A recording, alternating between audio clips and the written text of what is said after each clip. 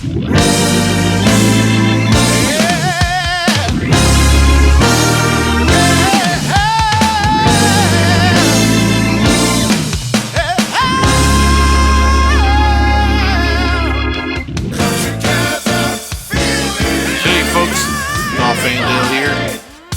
I've got a CCM gospel update. It's going to be a good one.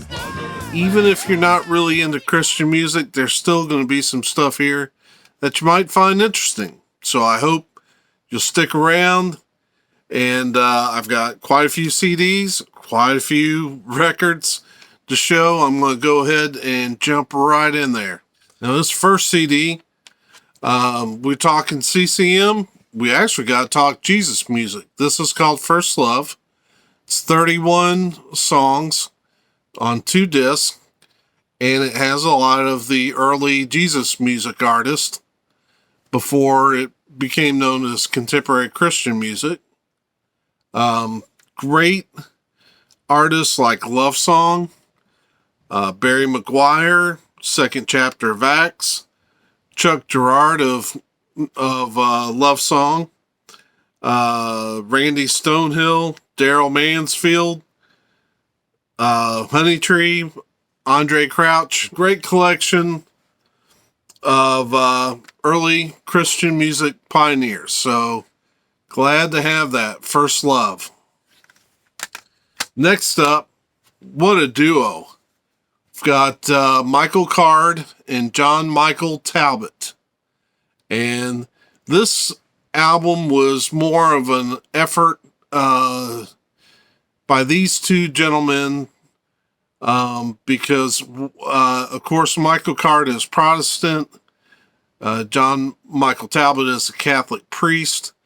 And they're doing each other's songs. I think it was a project born out of respect and unity. And both of these guys are just tremendous musicians. Michael Card, the theology in his music is so deep, and plays a lot with trying to describe his music is difficult because it's beyond folk. I mean, he uses a lot of strings, uses a lot of other instruments that you don't often find. And he'll sometimes go between the more folkish genre to Celtic music. Then you have John Michael Talbot, who he and his brother Terry came out of an Americana band called Mason Prophet. And of course, then John Michael Talbot became a monk and still plays brilliant music. So very glad to have that duo. This album is called Brother to Brother and came out in 1996. Next, we got the Gaither Vocal Band. And there's the picture on the back of who's in the group, which is, of course, Bill Gaither, Mark Lowry, Michael English, and Jim Murray, who used to be in the Imperials.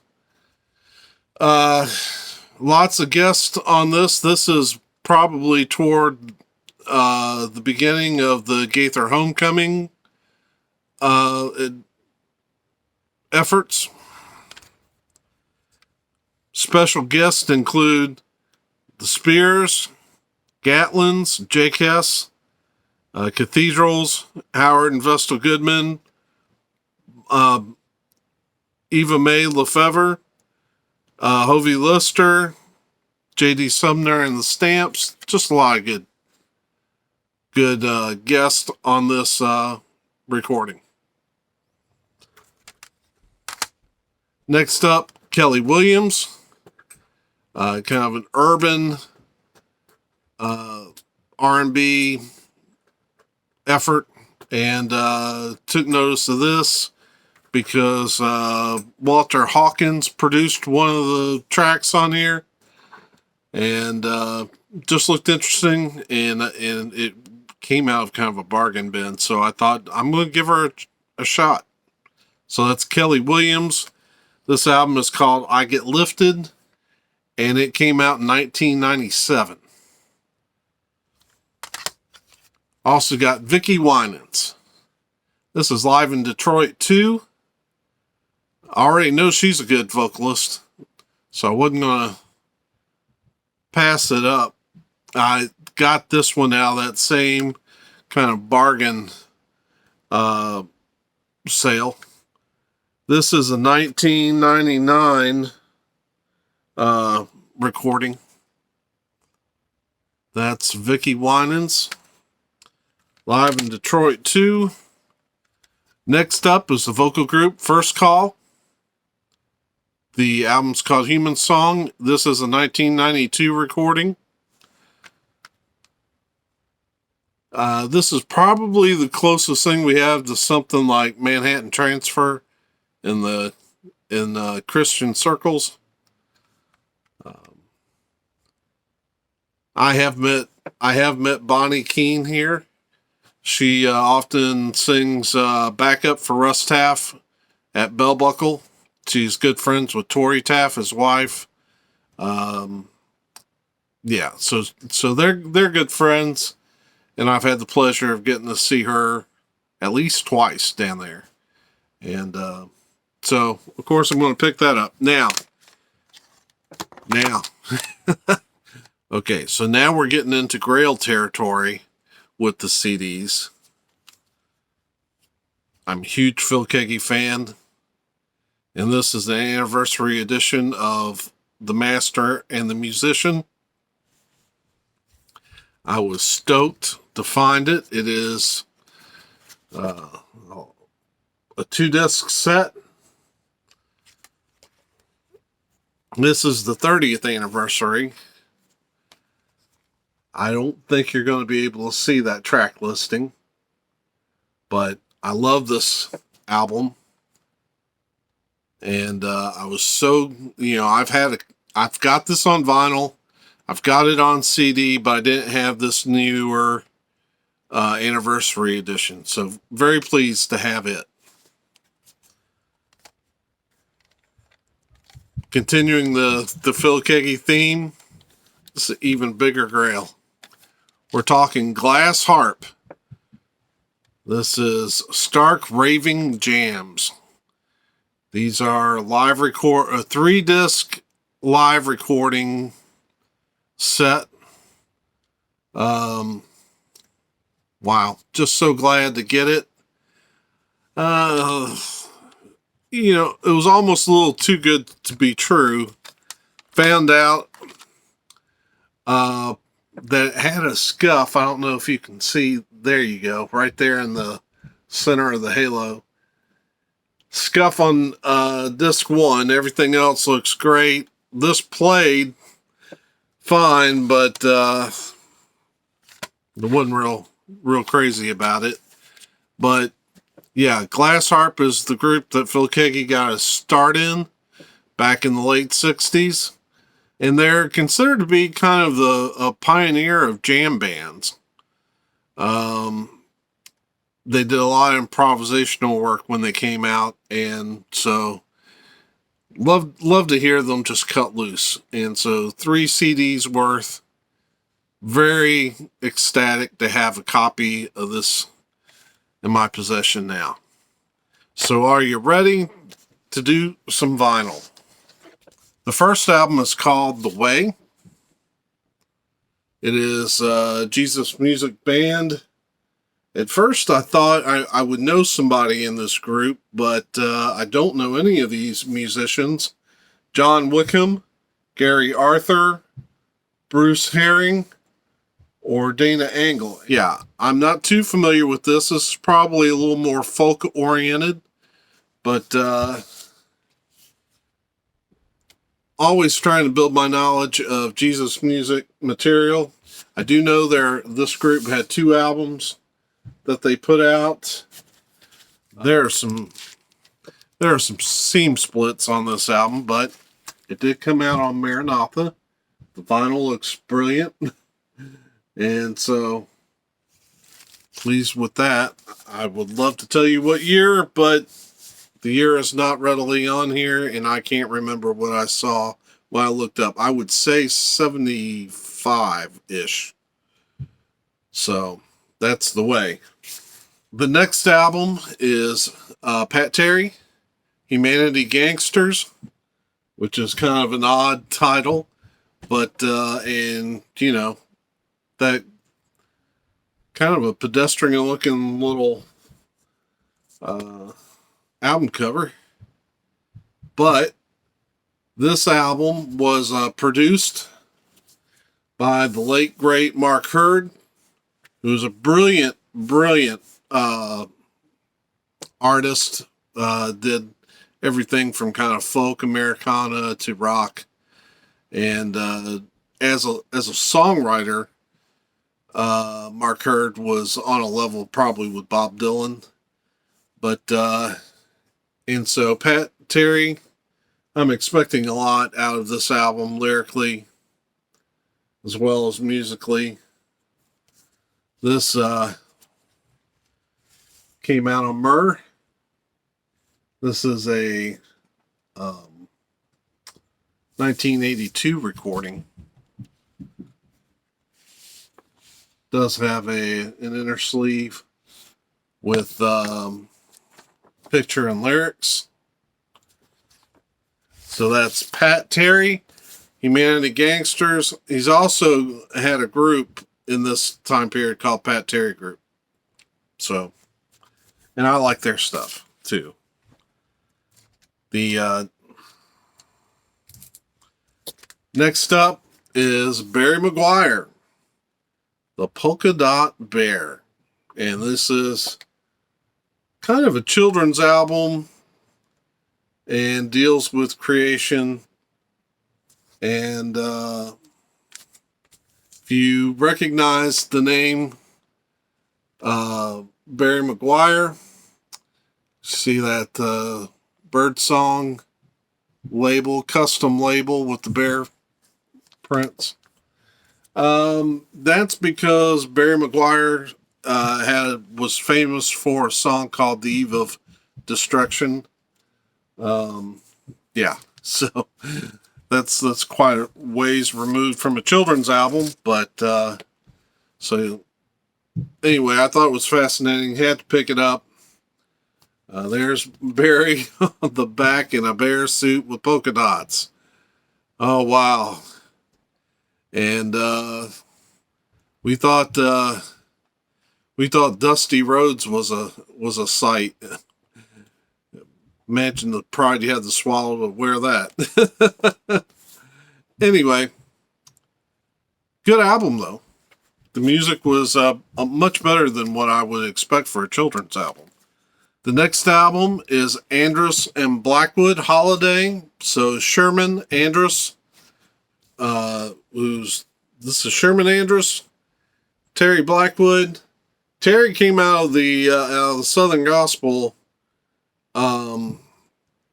His family had a Southern Gospel quartet. Both of these guys were also in the Imperials, and this is after they left. They would leave, and Russ Taff and Dave Wills would replace them. Track listing. Great album. Kind of pop rock.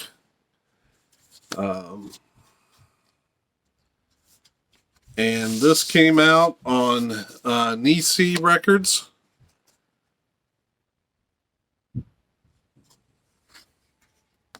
It is a 1984 recording. The very best of the Imperials. And this came out during the Russ Taff era. You can see the band shot right there with Russ and Dave Will, with Jim Murray and Armin Morales, who I almost blanked on his name. And a lot of Russ tracks on here for me, like I'm Forgiven, Praise the Lord, The Trumpet of Jesus, Eagle Song. Some really great stuff. And so I was glad to pick this up, even though I have most of this era already on vinyl. It was nice to have this collection as well. It came out on Dayspring and is a 1981 collection. My guess is it was put out right after Russ left the group. Amy Grant. This is In Concert Volume 2. I picked this up because off of eBay, found a copy for sale, and I picked it up because this was the only album that I was lacking from her debut all the way up to Lead Me On. Interesting note is that Eddie DeGarmo and Dana Key, who would later form DeGarmo and Key, played on this album, along with Mike Brignardello, who we all know from the band Giant. Greg Morrow, also the drummer for DeGarmo and Key. Yeah, so a lot of good musicians backing her up on this album. Sweet Comfort Band. This is the band that launched vocalist Brian Duncan. Just a tremendous band that did a lot of, I guess it would be, pretty CCM, as far as being kind of pop rock with, Brian Duncan brings a very soulful feel to what they do. This album came out. Oh, wow. I was expecting to see, even though I've cleaned it already, I'd forgotten it's not on the light records that I'm used to seeing. This is the Maranatha label. So they must have gotten their start with Maranatha. And that pretty much gets all their early work for me on vinyl. We have the debut from Allies. This is the album that launched Bob Carlyle. Great vocalist. This album was produced by Dino Elefanti and Randy Thomas. We know Dino from the Elefanti brothers. Dino and John. John sang for Kansas. And then, of course, together they produced a lot of Petra albums. So this is their debut. And this is on Light Records. And this is a 1985 recording. So, very glad to have this. This is the first time I've had a copy of this. Another great Christian rock band is David and the Giants. This is Inhabitants of the Rock. And I had this back in the day and found a relatively cheap copy. So I grabbed it. And it came out on Myrrh. It's a 1984 recording. Love their stuff. David and the Giants. This next guy is a harmonica player. Darryl Mansfield plays a lot of blues rock. This album's called Higher Power.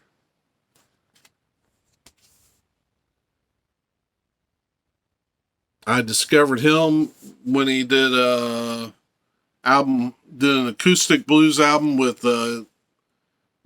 Glenn Kaiser of Res Band. This is on, what is this? This is on Maranatha Music, but I don't know what AS Records is. Seems like I've seen that. It is a custom centering. It seems like I've seen that once before. So that's Darryl Mansfield, Higher Power. How about a little punk? Altar Boys, When You're a Rebel. Needed this for my Altar Boys vinyl collection. I've got most of their stuff on CD. trying to pick up some of the old stuff. This came out on Broken Records. And it is a 1985 recording. So, Altar Boys, when you're a rebel. Time to jump in the Wayback Machine. Go back to the 1960s. We got some Milo and Lefevre. New Found Joy. And this is, I'm guessing this is a Southern Gospel album.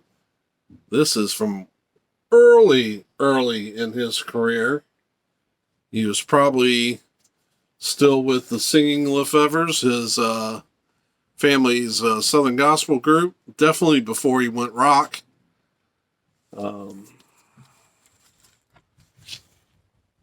On Skylight Records.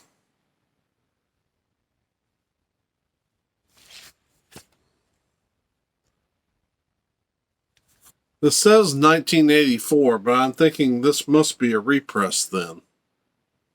A couple weeks ago, I got a test pressing.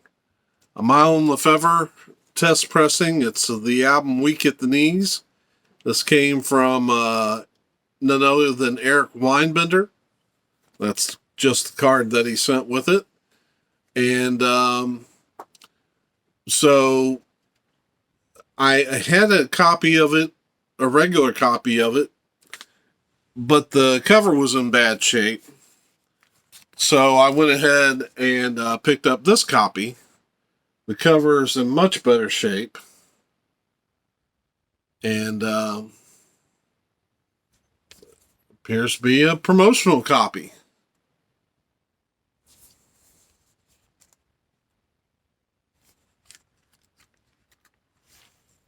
It's on Warner Brothers. So it's not a white label promo, but it is a promotional copy with the inner sleeve. Kind of blank on that side, but a good picture of Mylon there. Now, one last album. Love this lady, Margaret Becker, and this is The Reckoning, her sophomore album. What a brilliant artist. And came out on Sparrow. This album, I felt like was a step closer to what her sound should be. I think this album and the one that followed, Immigrant's Daughter, are her best. And would love to find Immigrant's Daughter at a reasonable price on vinyl. But I got this at a great price, and so I had to snag it.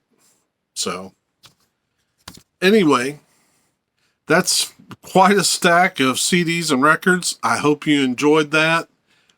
I feel like it's a really good stack.